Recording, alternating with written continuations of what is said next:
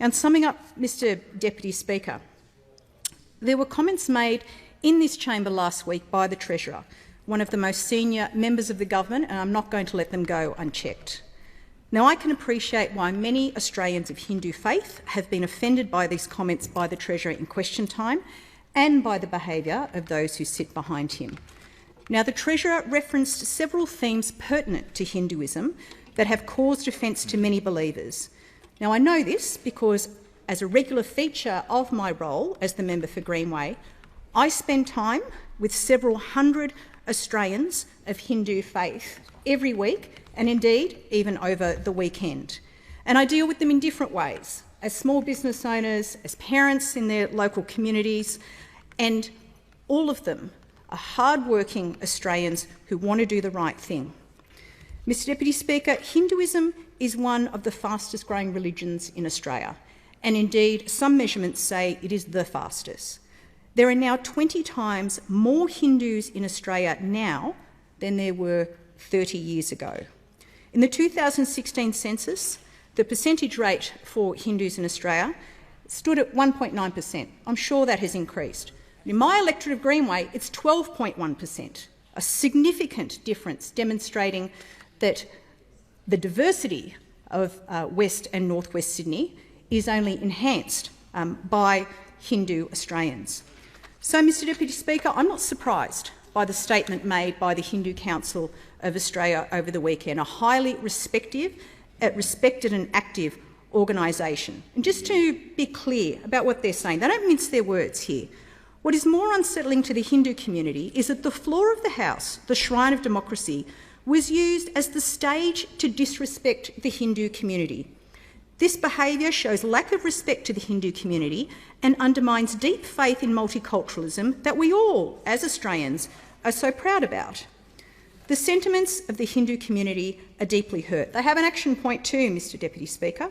We also call upon the Liberal Party to clarify where it stands with respect to these remarks. Well, Mr Deputy Speaker, I want to make it perfectly clear in this place. I don't care what juvenile or inane comments are employed by government MPs as they go about their business in this place. In fact, I expect it. Because if you're looking for answers from this government, I'm not surprised that question time is considered by so many Australians to be one of the biggest wastes of time. But what I do care about, Mr Deputy Speaker, is the community that I represent. I care about the fact that Hindu Australians come to this place and invite us to celebrate Diwali with them. They invited us only weeks ago to celebrate Pongal, Tamil New Year, with them, just to name a few. The engagement that I have had with Hindu Australians, even since before I came into this place, within Parliament House and outside it, has been nothing short of welcoming and hospitable, and this is how Hindu Australians have been rewarded. Mr Deputy Speaker, we need to do better as a country overall, and this is not some flash-in-the-pan issue. As I raised 3 years ago, I called for greater sensitivity and respect for the Hindu community for the way in which Lord Ganesha was featured in an advertising campaign marketing lamb. And as I said at the time, I hope to see greater sensitivity and respect for the Hindu community and Lord Ganesha in advertising and marketing communications in future. That's what it's about, Mr Deputy Speaker, a bit of respect and a bit of sensitivity. And I remain of the view that is not too much to expect from our elected leaders where multiculturalism is being challenged from many sides, including, as the boss of ASIO said only last week, by factors such as right-wing extremism. Yep. One of the most senior members of the government in this place should be well aware of the offence that is being caused to Australians of Hindu faith.